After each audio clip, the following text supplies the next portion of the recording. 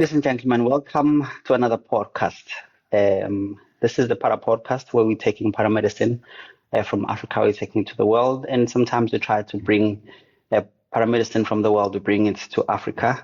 And today we have a special guest with us who focuses mainly leadership. Most people will know her from leadership as a leader in EMS and then also in the health sector. We are pleased today. We're still in different spaces. I've got my co-host Elias and Tulani. And for once, I'm in South Africa. And our guest is also in South Africa. I believe he is in Joburg. I'm in Johannesburg here. Yes. So we have Mr. Arnold Lesiba Malotana. How are you, sir? I'm trying my best, man. How are you? I'm good. It is good to have you. We've tried to have you for a long time, busy person, and we really appreciate from a busy schedule that you've made time for us finally. Yeah. It's a privilege. It's a privilege. I've always wanted to share my 2 cents worth. I was going to say, I remember Andrew Mosiane saying, you need to bring that gentleman on. He's a whole library with experiences and a great deal of knowledge in leadership. The whole of Africa and South Africa need to hear his story so that he can motivate a few more generations to come. So we are here. Definitely, let's have this conversation. Yeah, the whole aim is also to just document our stories as emergency medical care services in South Africa or anywhere else in the world, because we don't have a platform where we share these stories. We see things happening, but we don't know how they happen. We question things in our silos and stuff like that. So this is our opportunity to do that. So that we know this leader that we're talking about, when did it all start?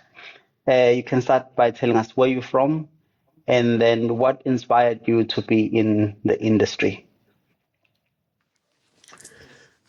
Sure, sounds very philosophical, as if there was a thought process. But thanks so much, and thanks for the question.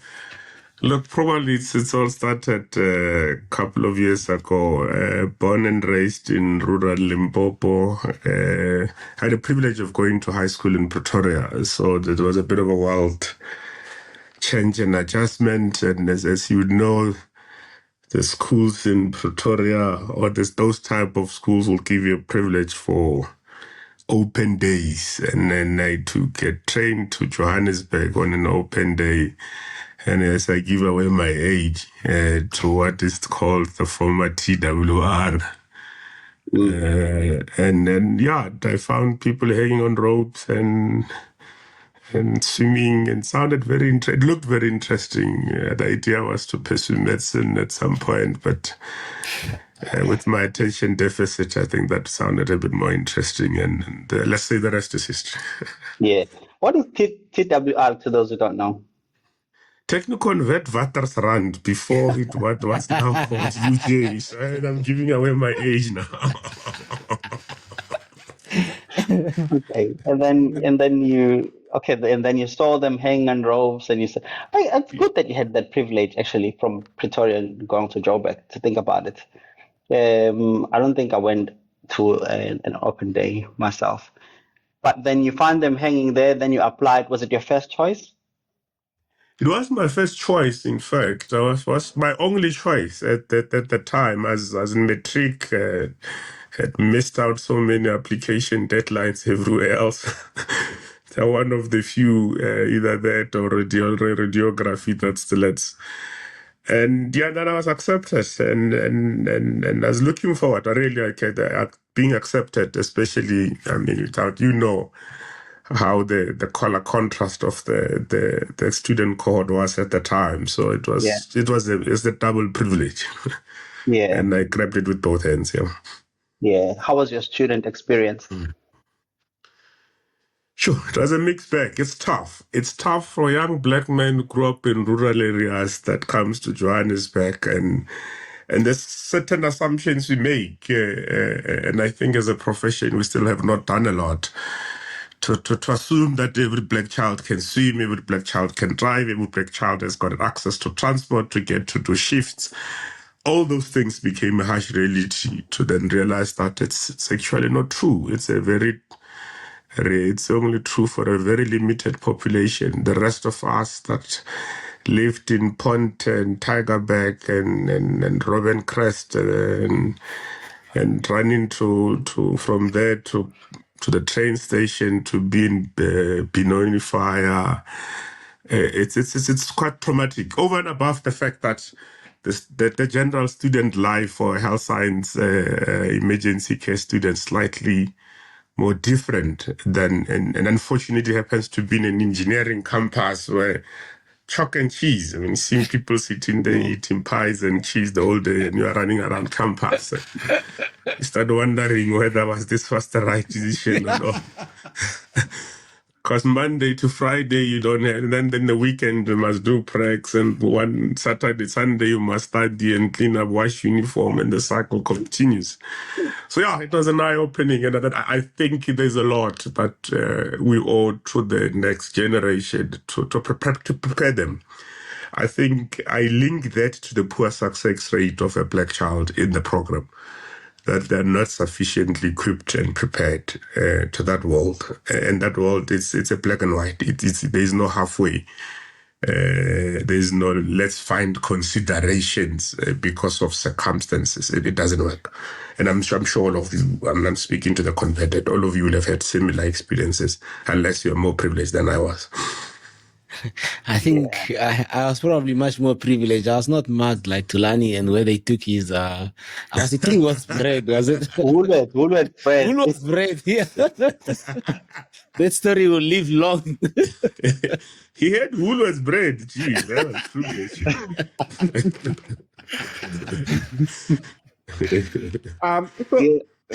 Arnold, Sure.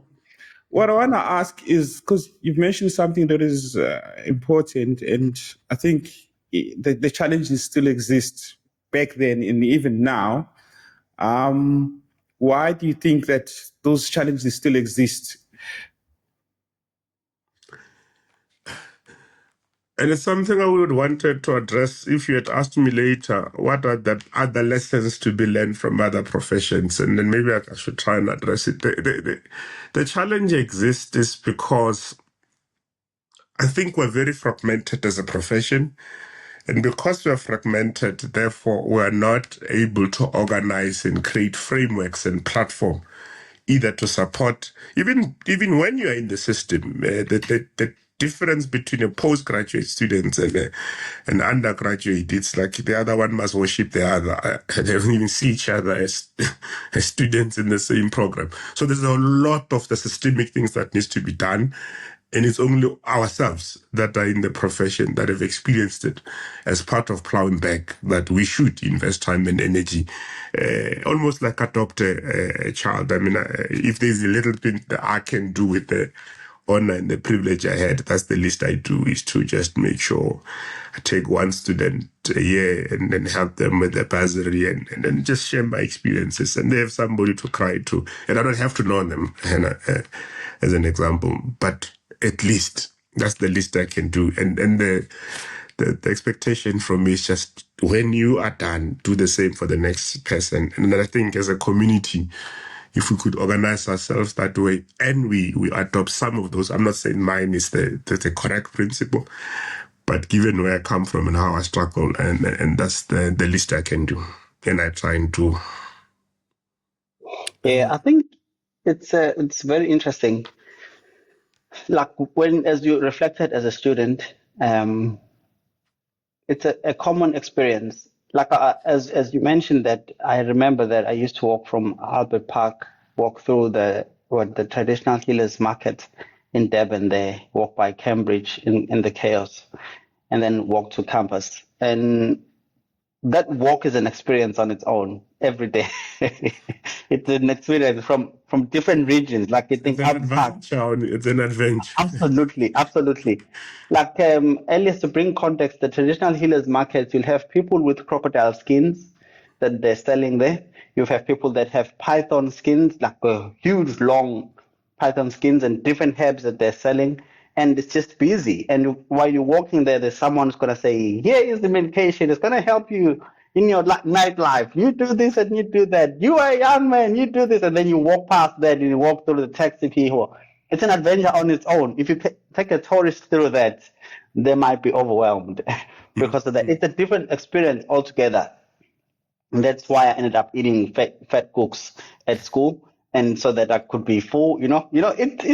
It's just a different experience. Yet you would think that there is a normal. There is the expectation is that you come to school, possibly with a car, and then you attend, and then you leave. That's a normal expectation that is normal for a student. And then basically we don't have a normal experience, which is different, which is similar to what Tulani has experienced, being robbed of his bag, of his bread, and seeing blood every morning, or on Friday, not Friday, on Monday morning after walking wherever he was walking to school. It's just something that is just different, totally different. Yeah. So now tell us about your work experience as a normal postgraduate person that has been employed. Where did you start working, and then where did that end in terms of operations? Yeah, and again, I'm going to repeat it's not a novel. It doesn't sound retrospectively. It sounds like it's something that was arranged, organized. It's not as clean. So I graduated from TWR in 2004. I was young, energetic. I worked for Clinics Health Group. Someone know it, Meadale. I think I worked for 3 months. The response car was not fast enough for my age. And I decided to catch a bus to join a friend of mine who was at UCT. He was doing his honors there for the Freshers' Ball. And whilst I was there, when the Freshers' Ball finished, I realized that I'm actually jobless. I was fortunate. I was fortunate enough. Realized. I was fortunate enough to be taken at N1 City Hospital at Netcare 911. There was a vacancy for ALS. I started immediately. I didn't even want to know how much I was going to earn. At least I was just happy to be given a response car, and I bundu bashed, and I did that for 2 years, and then I moved to teaching, interesting enough. I went to Cape Peninsula University of Technology. It was Pentech then. I'm giving away my age. It was still called Pentech, operating out of Tygerberg Hospital. When the actual program started, the first cohort, the Dr. Sobuas was the first cohort of the students that we trained. And I did that for the first 3 years until the first cohort exited. And being from Gauteng and the winter and the weathers of Joburg, and working with students and getting wet at night, and in winter, every time you go out, got the better of me. And I took another bus drive to Johannesburg, and I landed at Lebanon College as an instructor. And I landed, the timing became opportune, because when I landed as an instructor, it was at the conception of the ECT program. So I had the privilege of, there was something called the Principals Forum, where we were working on developing the content for the ECT program, but also as a tutor. And then from then on, I left being a tutor, became a course coordinator for both ECT and CCA, and colleagues will remember all that. And then I became a principal, and I've never left the job of being a principal, actually. It's a different story. I'll tell you one day. I was called to head office to come and attend to one task towards the World Cup, and I never went back. And I was replaced over the years while I was still doing World Cup. I never resigned. I left on a Tuesday morning. I was called to come and attend to something. Then, from then on, of course, having left the institutions after the World Cup, I became a director EMS. From the director EMS, I became the CEO. From being the CEO, I then moved and completely left almost in the health system. Then I went to manage laundries. Okay. Cook. I like that pause. I like that pause. let that sink in, guys. I went to manage laundries, and we have something called cook freeze, where we prepare all patient foods. We prepare 27,000 meals, and we freeze it, and we save it over 7 days, and then distribute it within hospitals. After that, I think I did that for 3-4 years. Then I was appointed the Chief Operating Officer of the Department of Health from 2019 until May 2024, where I was appointed to the current job, which is the head of the department. So you can see there was no coordination. It's just a cut and paste as you go along. Nothing was planned. So my first encounter with your name was when I was at Lebone, right? Yes. So I would say that the echoes of your leadership still linger in the corridors of Lebone. People Because I still never talk. left. Yeah, yeah. I remember. You're still on the payroll, is the question.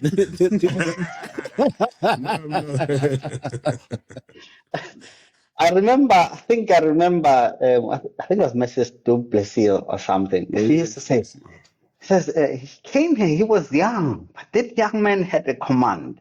You know, like the way that he led things, and it was young. And you look at him. This person is young, but this voice and the way that he talks, it had that command. Tell me about your leadership strategy there, because if you think about it, obviously you're from Cape Peninsula, and then now you're moving to Lebone. You've had that clinical experience, but then you come and you command a team there at Lebone of people. It's a big team, big administration, and then there's a big team of clinical educators. What was your strategy there? How did you do that? Look, Lebanon was humbling. It was an eye-opening experience. And remember, there are two major things that happened in my era at Lebanon is we needed to move campus. We operated from Calafo, and we needed to move in less than a year to the new campus that everyone knows in Preton Town, in Steve Biko Road. Mm. That project needed to be run like a tight ship because it was linked to accreditation.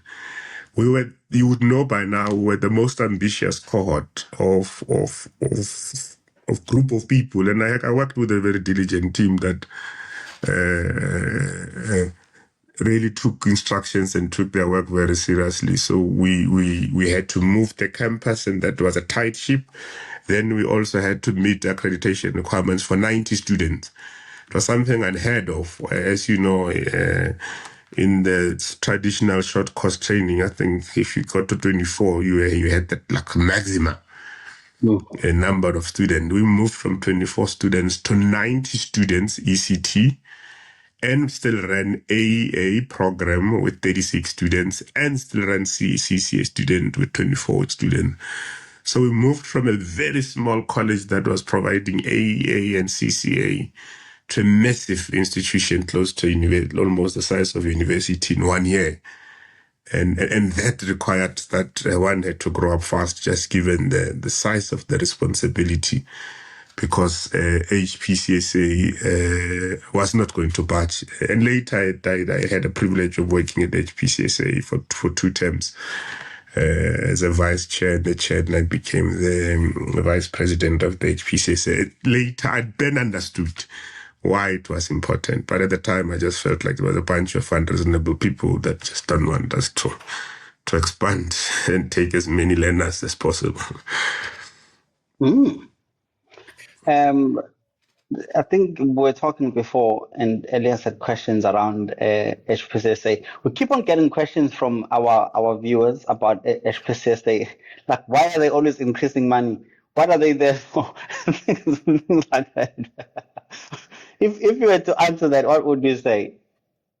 It's a very simple thing I had to learn when I was at HPCSA, because I felt like I'm not sure what I was paying for and why it's so much money. But it's very simple.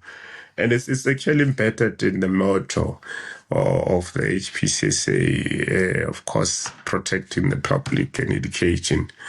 And because of that, HPCSA is a self-funded organization. So you are funding the work that the HPCA does on your behalf. So all that money is purely towards operational cost of the HPCSA to do what they need to do, whether it's to discipline you, whether it's to inspect your training, whether it's to develop curriculum, whether it's to update clinical guidelines. All that work is funded, self-funded. It's not government funded.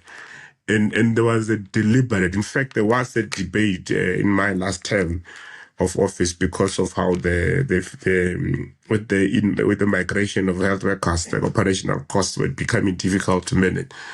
There was a conversation whether or not we should approach government to fund HPCSA, which will of course will bring the practitioner costs down, but will have then reduced the autonomy of the profession. Because when government pays, government dictates what needs to happen. So it's really in the interest of the profession that we maintain it that way. But I think as a profession, we might have to find creative ways of saying, does it really have to come from a practitioner, or are we not evolved or sophisticated enough to raise some of this capital somewhere else when unattached, as long as it doesn't come with condition, that money to protect the profession. It's that simple. Why the fees keeps increasing, because it's a self-funded profession. I think just on that topic again, I think the other question, and we have covered this with Ms. Mfeka and with Lloyd as well, but I think there is still a misconception around, is it the HPCSA that closed short courses, or whose work was it, and why are they closing it? And, how do we move forward as being BAs and the rest, since I can't move to intermediate anymore or ECT anymore?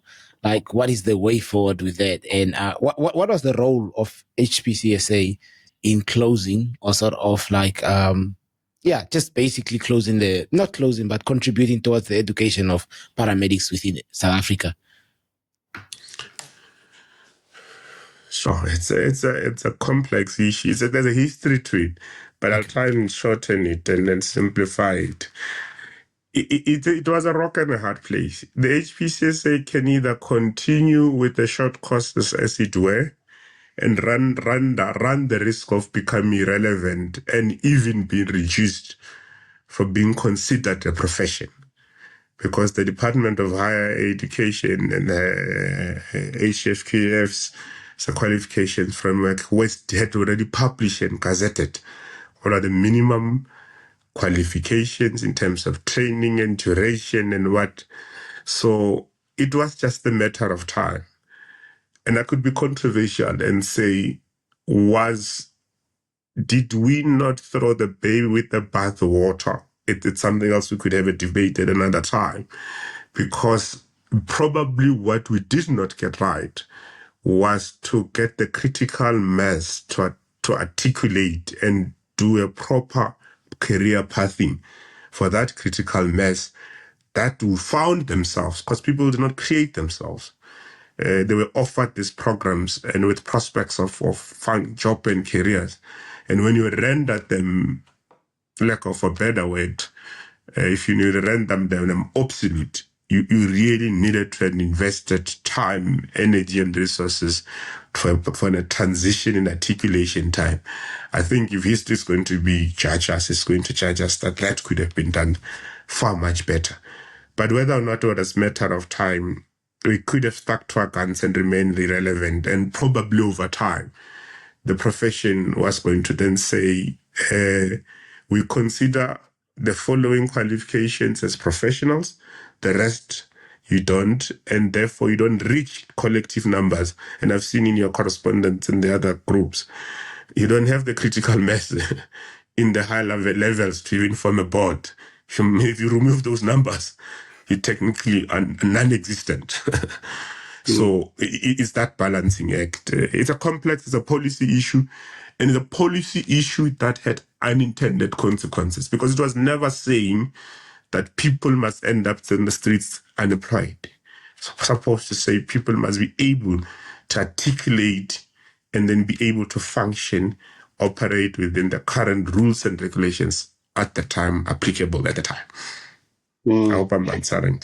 You are, and I think there's still an unanswered question as to, obviously now these have closed down and people are looking to progress, but they just do not feel like they are well supported. What would you sort of like your advice? I do know that, Ms. Mfeka did mention that they are offering like a diploma and they can get into that, but it might not be efficient for someone that's currently working and needs to support their family, because they might have to put that on pause.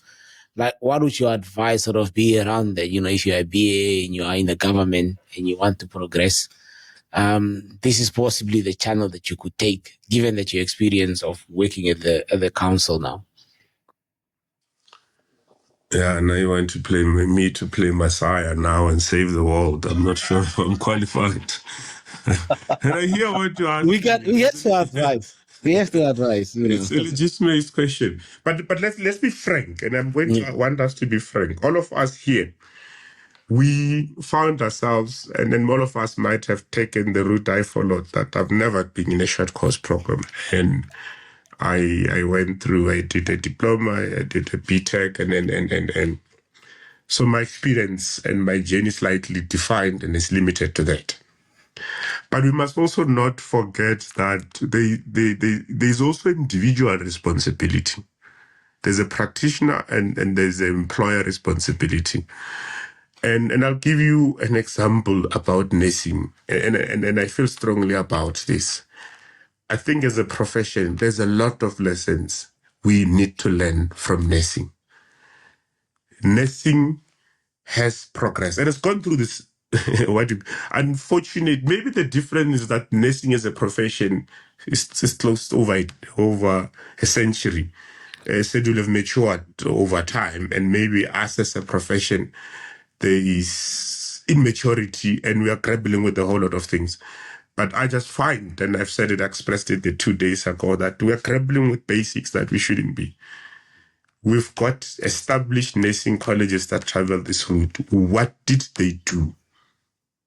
And what they did was the critical path, saying you can remain in employment, you can then do the following to articulate from assistant nursing to basic assist, and all that avenue was then, somebody used big words, I think it was micro what? You remember? I remember. What was it? Yeah, I have that to big word. I even asked him what did it mean. And that's really, it's an accumulation of small things towards a formal qualification. But also we must be frank, and I'll probably not be popular by saying this, but I have to say it. By saying BAA was a 4 weeks course. There's really not much. Let's be honest. There's really not much to try and articulate and build from. And if we also don't be frank about that, we create this impression that there is something. You might have to then say, BAA might not be, I might have to venture into other alternatives, or I must start from the beginning. And because, if you've got a 2-year something, you've got credits to build towards something. I don't think you get any credit with the BA. And then I'm not talking down on BA at all. Bulk of my staff, for close to 60% of my staff at EMS in the province at BA. So it's not about ridiculing them, but it's about really being realistic at what's possible from an articulation point of view. It's micro credentials. Micro credentials. Yeah, micro credentials. Gee, I have to Google that thing. I'm sure there's gonna be a few BAs that are gonna be grateful for your answer, and it is what it is, to be very honest, and you have to explore other avenues. Malusi, over to you. Now, I was saying, Tulani wanted to say something. No, I think, look, I thank you for answering these 2 questions, because it's been a burning from the EMS, and I think the take-home message is that there is that employer's responsibility but also an individual responsibility, is that the government or the profession can only do so much, but also the people or the individuals themselves need to also find initiatives to advance themselves.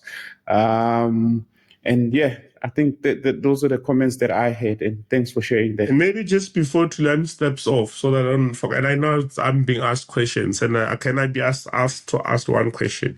Okay.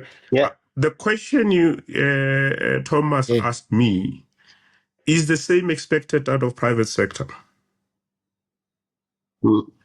Is that the question? Sorry, is that the question? Yes, that's the direct question. The question you asked me in terms of what does it employ, because you asked me because I work for government and I'm head of the department.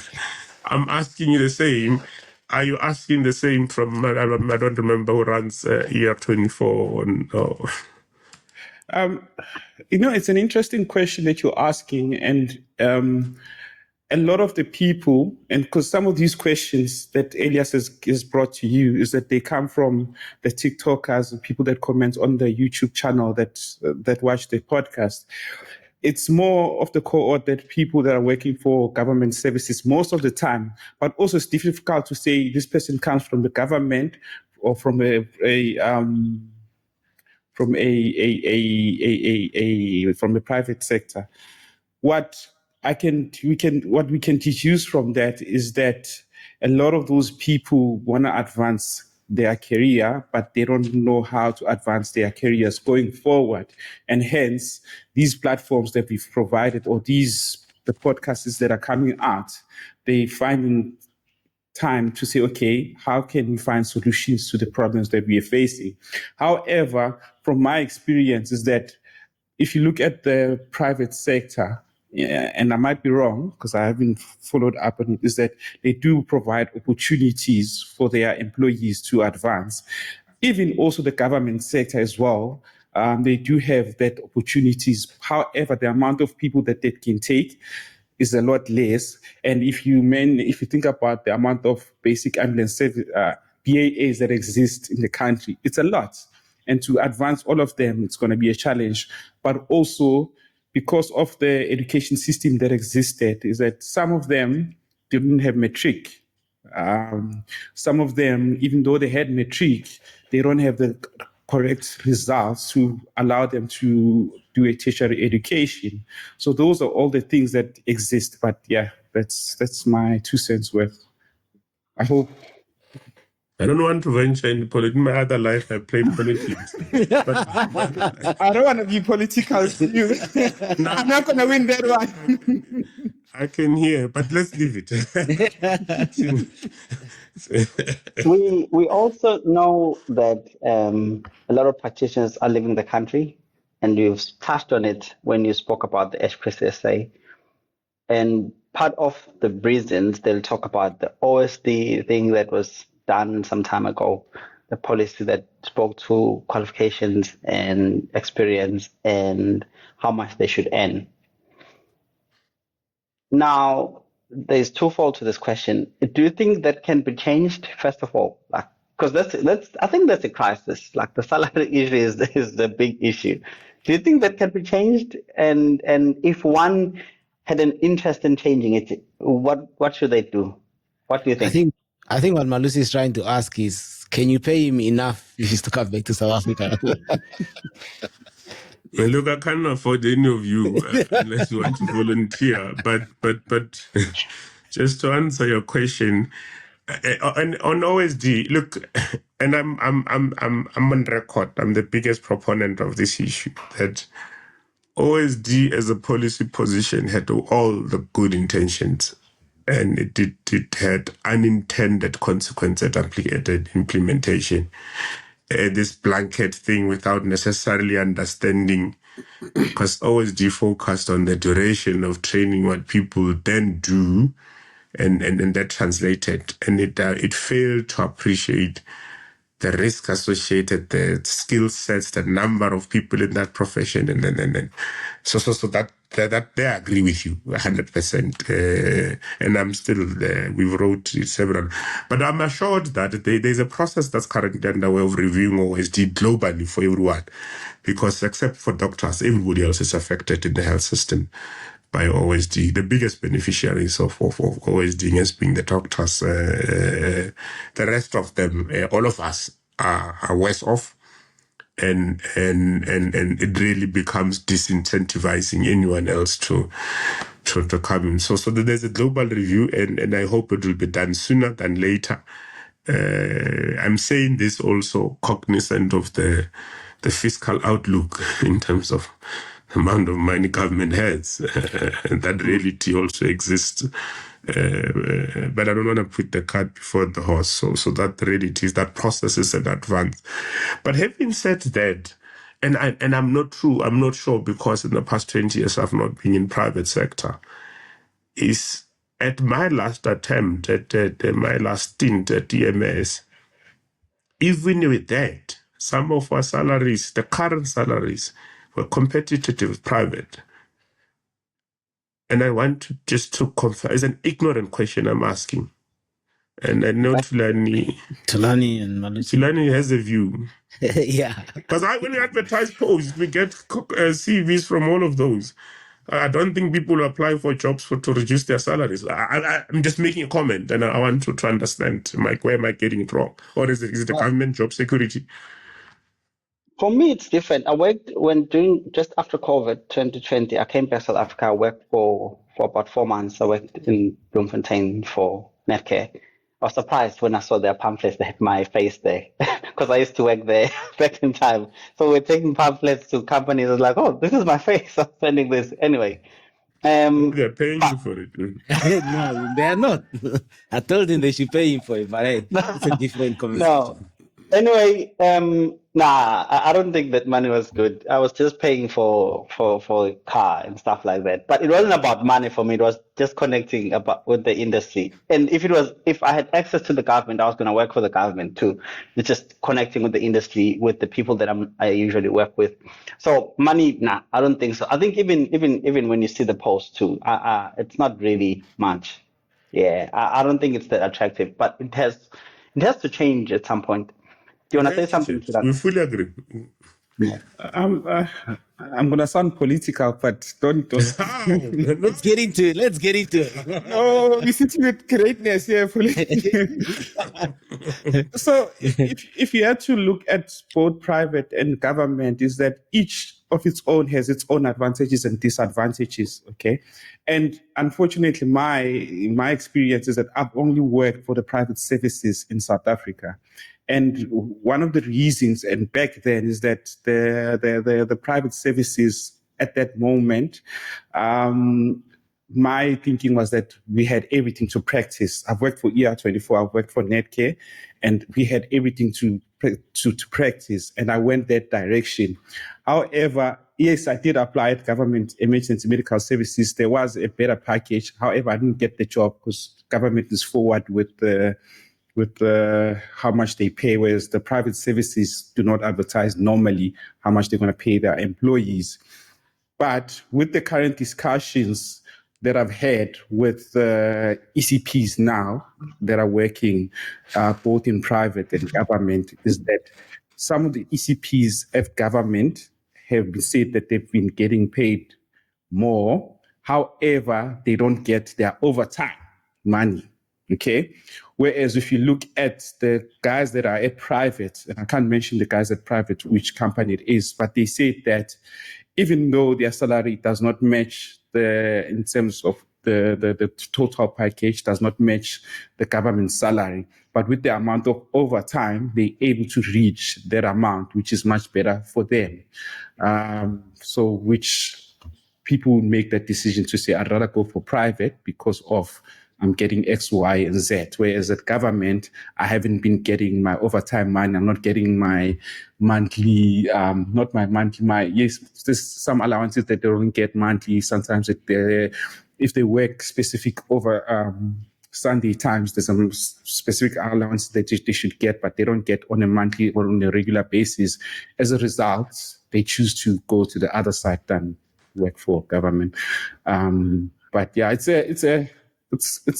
actually. Then you made all your money in private. Say so. You don't have to hide it. Unlike the rest of us that work for government all our lives. But let me say something as controversial, and I know it's slightly off script. Mm-hmm. The last time I was in a response car in an ICU bus, and because I'm triggered by what Tulani is saying, I used to do 72 on, 72 off. And tell me, and then this was in private sector, tell me if that's really quality that you're providing. If any reasonable practitioner can provide that. So, of course, you get your hour time, but at what expense? You know, when you got called out to a PVA and you pray that I don't have to get out of this bus because I'm so tired. And if the ambulance crew are happy to take this patient somewhere, there are consequences. This is not the purpose of this discussion. And we could have a follow-up engagements. There are serious ethical issues embedded in what Tulani is raising, but that's not what we're here for today. It's a delicate balance because, I mean, the fact that I can pay overtime but make you work like a horse, is it really? And at whose expense? I can tell you it's at the patients, and then secondly, it's at the practitioner. Yeah. So those are some of the issues here. Yeah, I remember too when I came back from the UAE back in time, there was a company that offered me a good package. I think it was around 40,000 at the time. And then they said I was going to have 1 weekend off a month, and then I was going to be on call most of the time. And then I was like, nah, it's not going to work. The quality of life. And then I opted to like publicity. For how many years can you do that? Nah, it was crazy. It didn't make sense. Yeah. We have these colleagues that recently qualified. I think one of the questions that I saw on TikTok people asked too is that you have people that qualified with the ECA courses and stuff like that, the new qualifications that are there, but now they don't get paid that amount. Do you know why is that? Because it's like it's discouraging for the guys that want to go and study, because they say you don't get paid that amount, but you went and studied. Do you understand what's happening there? Is there something like that? Because people are bright. Do they know how much that amount should be? I'm teasing. Always be. Goes back to always be. Yeah. Let me explain. So the problem with government is that it's a triangulation. So somebody develops a qualification, gets it through a higher education to be approved, and then gets it through HPCSA, it gets accredited. So there's a theoretical practitioner that exists. And when that practitioner that theoretically exists, based on their scope and everything else is done, then goes to the Department of Health if it's a health product or produced. Then they need to map it against the pre-existing to determine, okay, who else is doing this work, at what level, and to determine the level of remuneration. ECT suffered that the most. In fact, at some point, all ECTs were just appointed as AEAs just to get them going until that correction of creating a band. It's simple as that. It's really it's a bureaucracy. It's a human factor issue, and that should be corrected by the Department of Health. Really just reclassifying them correctly, creating the post and the post number. Each province will pay them the same amount when that process is. I must state my ignorance. I am not sure how far that this is not a matter that I've been dealing with in recent time, but from my history from the ECT and other qualifications, that's really the battle. The process is, you don't know what it looks like. You go do it and produce and bring it. Now you say it's not unique. If you go to, when I was at HPCSA, there's people called mid-level workers. And the ones in medicines, they are called clinical associates, I think. Yeah, clinical associates. It's another battle. They find themselves in the same shoes, in the same boat. because they were produced. The scope of practice was never finalized and agreed. And there's a battle now. That's even a bigger because it's a territorial battle. Doctors feeling like they don't associate me with these people. They are too junior. And that has resulted in the delays of defining, one, their scope, and their scope which will then be linked to their remuneration. It's a bit more broader, because for the context of our conversation, we limited emergency care, but it's a bigger problem across many professions. It frustrates me. It frustrates me to know that there is this animal with the government where we just say it's bureaucracy. I'm not a spokesperson for government. Yeah, I get it. But it's always like that. It's like you have to accept that it's just hard. Someone has to do it, but it's not done. Someone has to do it. It's going to be done. Just hold on. Yet there's a person who is not earning the money that they should be earning.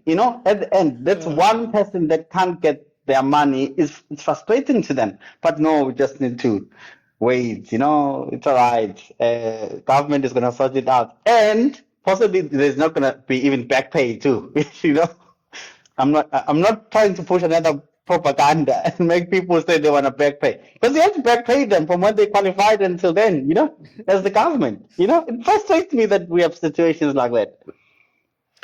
But I think with the ECTs, there was back pay for the period. Once they was finalized, those that will have been in the system, it can be corrected with the back pay as soon as it's resolved, and you can prove that you've been continuously doing the work. But of course, if you're like Tulane, you come in and out, you'll start where you are coming when you come back.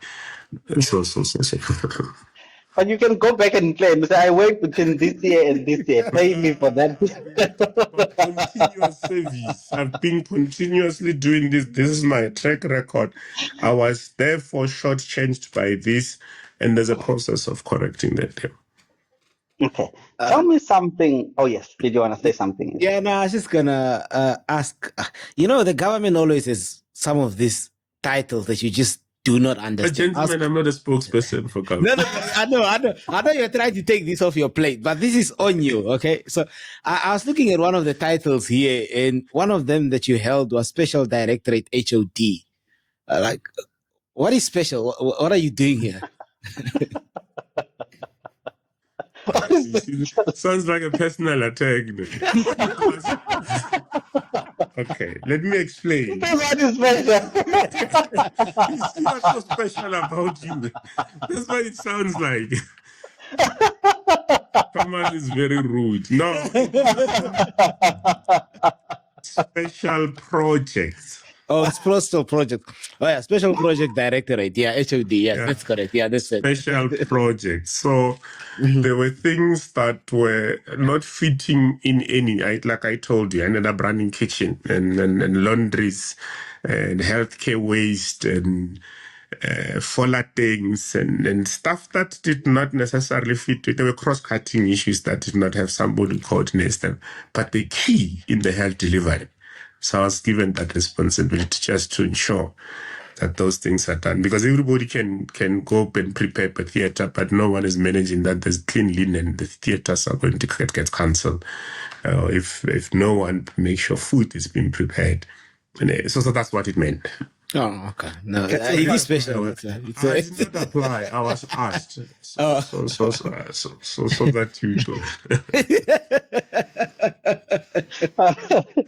What I find interesting is that obviously you move from the college, it's a leadership position, and then at some point you end up being were you one of the assistant directors, or you went straight to being a director of EMS? My first job in government was assistant director when I was as an instructor. It started as an assistant director. I've gone through every government rank that exists. Okay. If that's what you want to ask. Okay. So, was it a plan? How did you, like as a person, let's say you've got a person who is right now at uni doing their third year, they know that they want to test operations, but they know that there's those positions that are senior in government and they want to see themselves there. They feel that leadership is their thing. What should one do if they had that mindset? This I feel very strongly about. And then I think that's where collectively and you saw the other day say, one of the biggest mistakes that limits us is when we get to the dinner table, we say we're emergency care practitioners. And that's what we are defined as. And all of you have got qualifications beyond even that. And once you define yourself as just an emergency care practitioner, no one wants to hear. Because what is an emergency care practitioner? He waits for something to happen and he runs around to clean up. I think one of the mindset and coaching and development we must do, and maybe let me tell you what I personally believe. I don't have any special skill sets, but I take opportunities given. I could have said, what do I know about laundries? It sounds like a demotion. But trust me, I learned so many more skills that I can apply across health system, even outside health, by just taking an opportunity. Most of our time, we define ourselves just as that, and no one wants to hear from us. You know that thing of saying, when people ask what you do, they are not necessarily interested, but they determine the level of respect they want to give you. That's exactly what we do to ourselves. We are our own worst enemies. Get yourself to say, I trained as emergency care practitioner, but I can function as a manager in the health system. So what are the opportunities in the health system? I don't think it requires any special skill sets to run a clinic, a hospital, or district hospital, that to run a district EMS. But all of us wants to go next level of promotion when you get out of response cards. You want to be district managers. There can only be so many district managers because there are 5 districts in Gauteng. So until the current cohorts get the ball or something messy happens to them, there's no opportunity. But we must think differently about our career pathing and define it differently. We have to start saying we are equal to the task. Like a doctor, like a physiotherapist, we've got a first degree and we are competent and to function in the system. We don't do that amongst each other. Even when we coach each other, we advertise each other jobs about paramedics. And as if the only thing we can do. Remember, first degree just teaches you how to think. And that's why you pass the exam. Beyond that, anything else you require a set of problems, it's analytically applicable, you can do.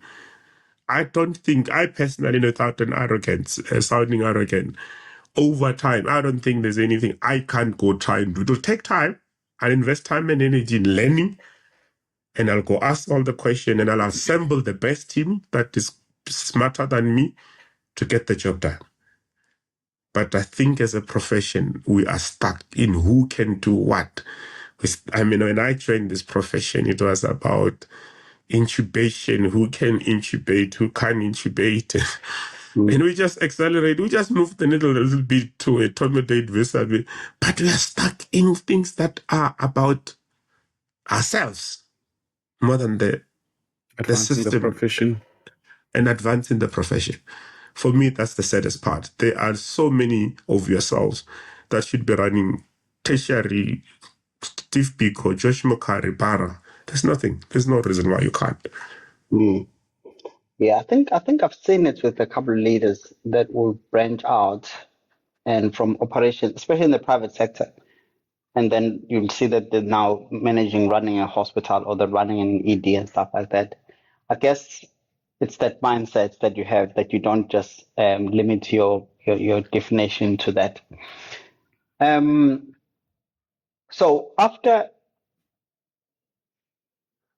you've done the different types of roles that you did, how would you advise someone who is who says they want to become an HOD? Is there any courses that one has to study to prepare for that? Education behind the confidence that you can do anything.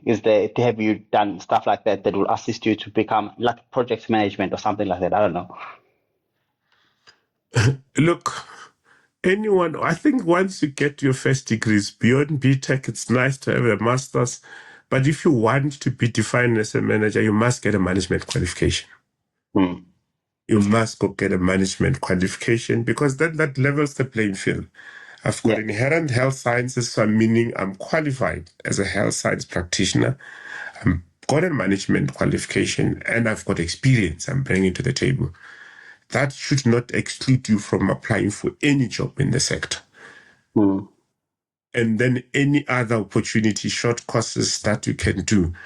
But beyond this thing, and I'm not anti, and I just recently, I don't know what got into my head. I recently registered for PhD in health sciences at UP. I don't know why.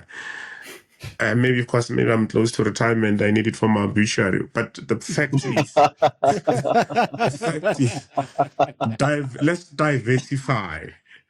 Let's diversify. Once you've gotten the level of where to learn yourselves are operating, you can go getting another emergency care degree, an additional, and then you go register what you call additional qualification. There's a thing that people do.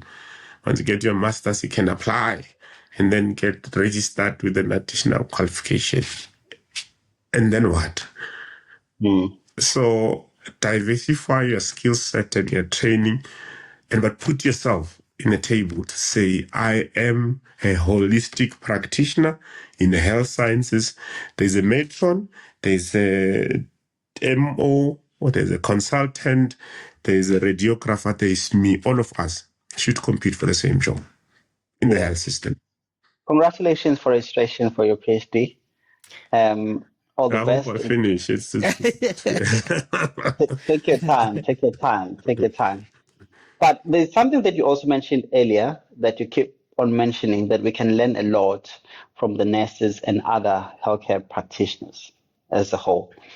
And I want us to take us step by step. Like, what do you mean by that?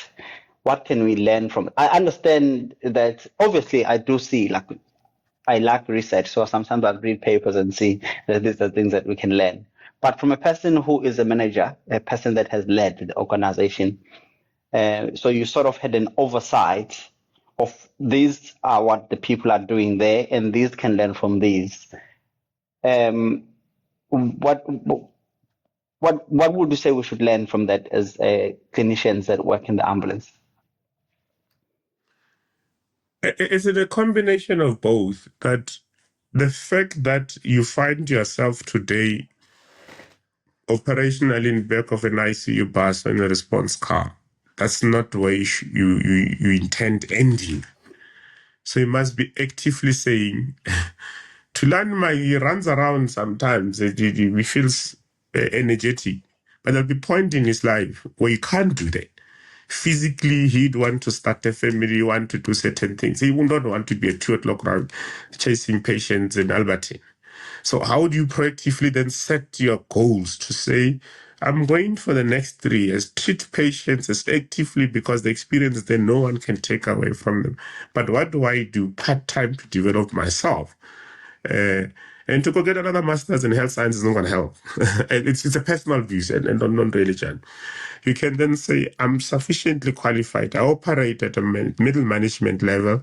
I equip myself with other qualifications outside my primary, so that at a certain point, I've got a clear exit or expansion plan.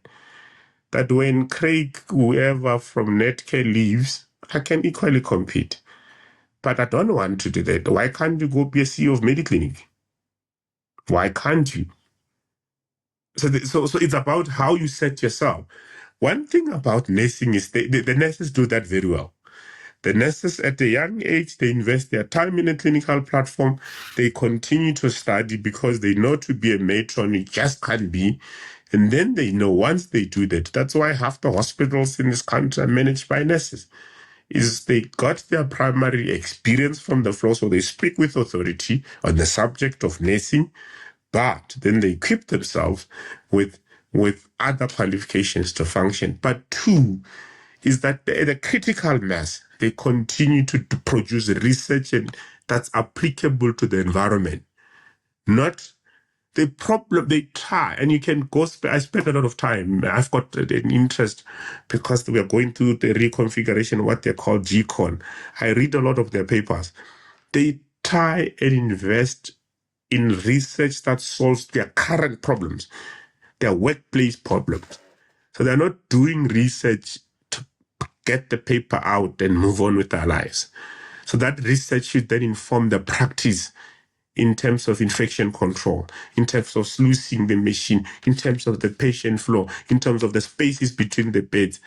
So that type, it's that stuff that you can't take away. They enhance their body of knowledge as a profession, and there's a lot we can learn from. I envy. I'm at awe at nurses as a profession. Of course, I also appreciate the numbers that they are there and the maturity given the years that they come from. But I think young as you are, I think I'm the oldest person on this call. Young as you are, you have an opportunity to shape the future generation. I'm retiring soon. I'm going back to Limpopo and I'm going to look after my goat. Can you run? That's a photo. Yes, Elias. I was just going to take you back to where you say that the EMS is sort of a little bit fragmented in the sense that, obviously we're not as jointed as the nursing, and it's not well established and well developed. If I was to make you the CEO of HPCSA and put you on a board in terms of education and frameworks and so forth, how would you restructure this? And how can we ensure that we are getting into these positions much more, or restructure in such a manner that we can have leaders from EMS all over, and not just practitioners that feel that they should only be practitioners for 20, 30 odd years or so on the ambulance, and that they can actually move into management. How would you structure this to make sure that there's that good career progression, and also just put us on the table to compete with the rest of the market or the healthcare practitioners? Look, the CEO of HPCSA does not have those powers. I can tell you, it's not going to be able to do. The point, and this is an anecdote, most of the professions that got themselves right, they have professional bodies. HPCSA is not a professional body, it's a regulator. So we must make that distinction. Okay. So we need to, as a profession, organize ourselves as a profession to determine what future, so how we want to be viewed, structure, function, including issues of remuneration. If you go to nursing, nursing is a quite complex thing, maybe because I work at, nursing's got something called DENOSA. DENOSA has got two wings, I'm not sure if you know. There's a DENOSA, the union, there's a DENOSA, the professional body. If you go to SAMA, as an example, SAMA, there's a SAMA, the union, and the SAMA, the professional body.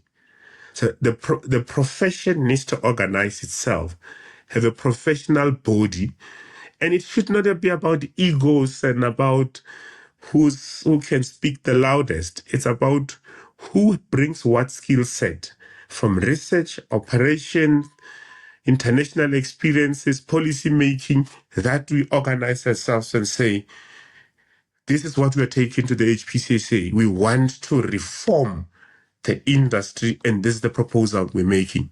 And I can tell you, the HPCSA, remember, they protect the public and advance the profession. None of us have ever put anything tangible except to block the offshore courses. The only other submission I've seen in the 10 days was at HPCSA. Nothing substantive that says, I remember one of the BTEC exams, the last BTEC exams I wrote, and I know I'm digressing. The question was about the introduction of RSI medications and motivate why, as an example. And because of having a work experience in government, I could answer very differently and say, it's probably not feasible. And that's probably not the right answer that the lecturer was looking for. But from a policy, cost, viability, number of patients, and vis-a-vis patients that require other cheaper medications that we use because I then used data from where I worked. And I use the population data to say, it's ideal, it's nice, but at what cost vis-a-vis just expanding the 90% that we need to see and do, as an example. And then we had a very, very interesting debate with the lecturer around it. But the point I'm trying to make is that the profession must influence policy. There is no way a regulator is going to influence policy. I'll give you a last example. You know that prior to COVID, you could not do remote consultation, you couldn't do a whole lot of things. But COVID made change something within weeks. It didn't even take that long. Because it became a reality to say, but we can't get around all these people, but also the risk is not too high.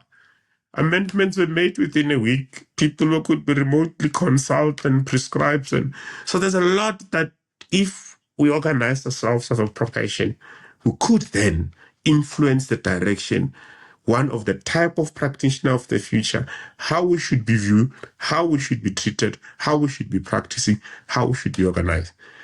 The HPCSA is not going to do that for you, but they can consider a well thought out, well researched proposal and put it through a process.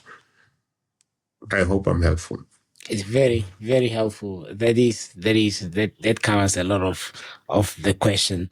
I think just as we just hit the hour now, I think we're just gonna take some wrap up questions from the panel, and then we're free.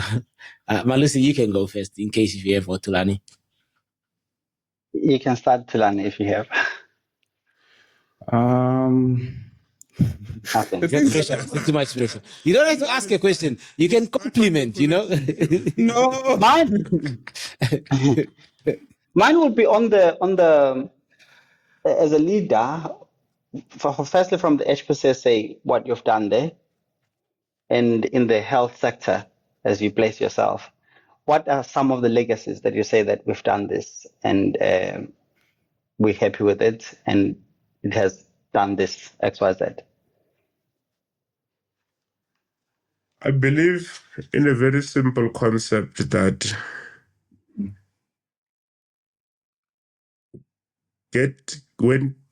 take opportunities and give opportunities.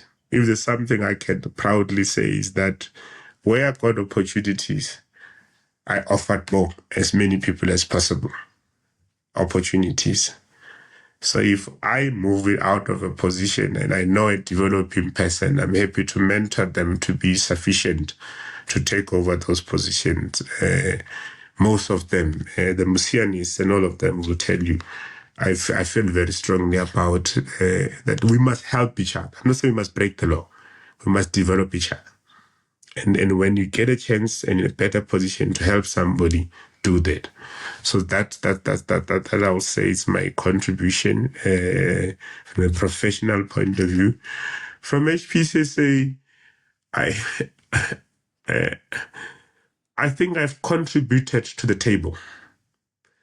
There was a time where being at HPCSA from Emergency Care Board is seen as a number that's literally here. These are doctors that are talking and listen and will tell you what needs to happen.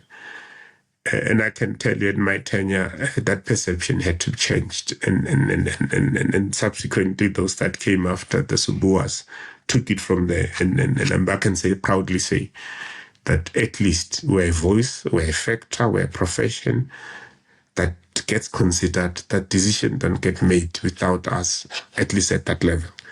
It's something we were not always. It was always treated as, they are those ambulance guys. I don't know what they do. There are too many. They contribute to council fees and operational costs. Other than that, we don't really need to hear from them. And then I think if there's anything besides just the issue of the transitioning from the short courses and try and make it as smooth as possible, despite the enemies one picked up on the process. Those are my two limited contributions. All right. No, from my side, I think I don't have much to ask, but I think it was important to have you and to bring a different perspective in terms of the stuff that we never understood. We've had other people that spoke, and they've also brought some different understanding. Whereas you, having those key functions that you've worked in government at the HPCSA, also brought a different perspective. And I hope that someone that is watching or listening to this podcast is that they get to understand what are the dynamics that occur behind the doors, because all we see is just the product. The product you might not be happy with, but understand that there's things that are happening in place, there's things that are still going to happen or that are still going to occur in time. But we just need to be patient that it is going to happen. But look, and from my side, and on behalf of the guys, is that we thank you for your time. It was very fruitful. It was very educational. You schooled us. It was also political. Not even touching the surface, I'm sure. We are not even touching the surface. But I found value. Look, and there was a time when you used to do talks, and not that I'm exposing you. You used to have a lollipop. You'd suck it and then talk and talk and talk. And I'm not sure if that was your power to give more knowledge. What was in the lollipop is the question.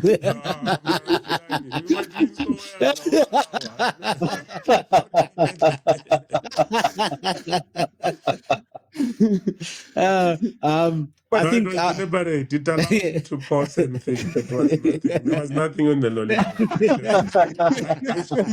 I speak fast. Yeah. And sometimes I leave people behind. So it was deliberate measure of me to slow down, and that was lollipop pause. Yeah, it's the lollipop pause. Actually, I thought Thomas's wife should have been this side issues. I think I see why Andrew was here, and he was like, you need to get, we need to get you on the podcast. Absolutely, thank you. And I think my takeaway will probably be reshaping your thought process and the spaces that you can occupy. And I hope this podcast can be heard by many other, especially the younger junior paramedics that are getting into the profession. That you are more than just a clinician on the ambulance, and you don't have to chase, patients around. And intubation is not the pinnacle of the profession. There are other things that you can explore, and I think if you can diversify your skill sets, you'll be very useful. So with that, thank you very much. I really appreciate this. My wish is always to have, I don't want to call it a boys club, but because that will sound a little bit different, but we need to have, and I think we spoke about this on the podcast, we need to have a mentorship program where we mentor people that are coming out of university or whatever the case might be, that especially for our people, just to tell them that, these are the things, because some people can, get to a braai and, as Amy was saying, she used, whoever the paramedic was their neighbor. So that's how they got into the profession. How can you motivate more people to join this profession and actually see that they can get to CEO positions in special projects, directorate, HODs, and so forth. Let me leave this to you, because we didn't have time. You guys have got a lot of questions, so we didn't have time. One of the biggest things that you could leave and go reflect on is, are we proactive in the approach to the delivery of emergency care, or are we reactive? And is our current approach sustainable?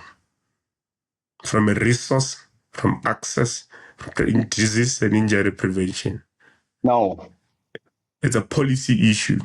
And I think in that gentleman slap in the cigar-filled rooms, those are the type of the conversations you must have. I'm happy to engage. I'm always available. If you find me, I'm always available to engage. There's a lot I think we can discuss. Just from how we shape the future. There's not a lot we can do about the past, but I think we have an opportunity of shaping the future. And if there's any other time you think I can add value in such type of discussion, I'm happy to so that at least when I retire, I can say we moved the needle from here to there. That's all. Then the rest will be left to learn and to take forward.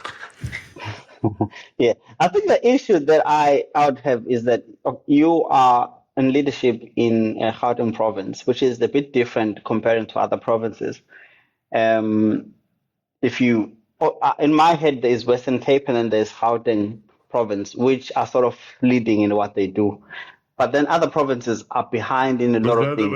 There's Gauteng that's leading in the Western Cape. I know you're gonna say that. It's always the always verbs and UCT struggling, always like that. But I know that there's always that battle that is always there. But there is leadership. But other provinces, in terms of the questions that you ask, it's really bad. It's frustrating. Like we know the political climate exactly in KZN, what's happening there. People are striking. They want to kick out the private sector and stuff like that. Things like that. And you have rural areas that are far scattered and they can't access ambulances, which is a different ball game comparing to Johannesburg. Because if you look at, like, we've got the townships and you have to spread, and you've got 5 districts, and there's sort of some system that is functioning there as compared to other provinces. So it's really frustrating. I think there is a lot of stuff that might have to change in the systems and how the resources are organized and how people access the ambulances. You know, there are people that don't know that you can call an ambulance to come and pick you. And there's places where an ambulance cannot really come because it'll take a long time and it's far. You know, it just doesn't work, you know? But it's another topic for another day. You're opening a new can of worms. I have very strong views around should ambulance be going out or should we be empowering communities to prevent injuries, disease, and what that at least we go out to unavoidable situations. Because currently we go out for everything. It's not sustainable. Yeah. So, but I hear you. Yeah. All right. Yeah, it's interesting. It's interesting. Yeah.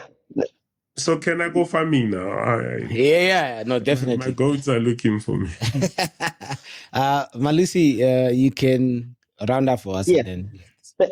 Thank you everyone for watching, and we hope you find this fruitful. Thank you very much, Lesiba Arnold, for coming and being with us. We highly appreciate you. It means a lot to us. And thank you. We hope to see you again, maybe next year for another topic, or even sooner if we can get you sooner. I know It's got farming. Yeah, it's got farming. Yeah, he can tell us how the farming is going. Thank you very much, gentlemen. I'm gonna conclude this. Thank you. All right.